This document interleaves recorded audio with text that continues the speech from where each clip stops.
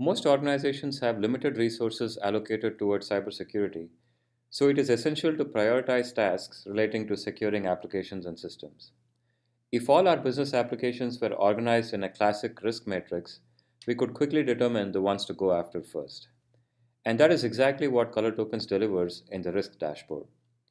A higher attack surface corresponds to a higher likelihood of being compromised, so our highest risk applications are the ones towards the top right corner of the grid.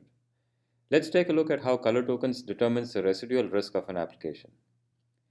The risk scoring methodology aggregates three components.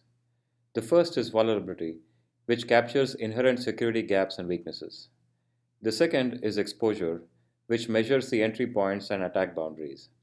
And third, we have the value to the business. To determine the vulnerability score for the application, ColorTokens integrates with best-in-class scanners and computes an overall security score based on the CVSS scores of the individual resources. The exposure is determined using three methods. The first is the number of open ports on the resources and their reachability from other subnets. The second is the number of connections to and from application resources. And the third is the application's microsegmentation state, specifically whether or not policies are enforced. The final component is the business value of the application, and again consists of two components. One is a perceived business impact that is specified by the administrator, and the second is a computed impact based on two subfactors: the operating environment and the number of resources and their roles in the application. Let's take a closer look at our highest risk application.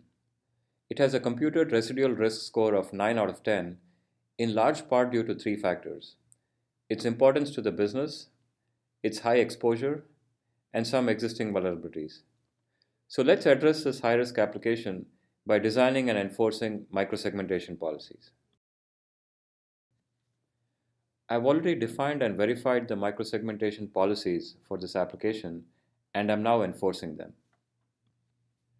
Now let's review the risk dashboard again. You can see that our highest risk application has moved towards the left in the grid, implying that its residual risk has reduced.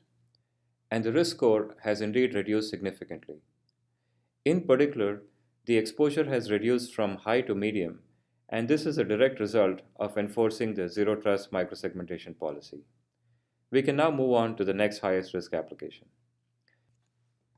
And that's how easy it is to prioritize your security tasks and verify the results of securing your applications with ColorTokens.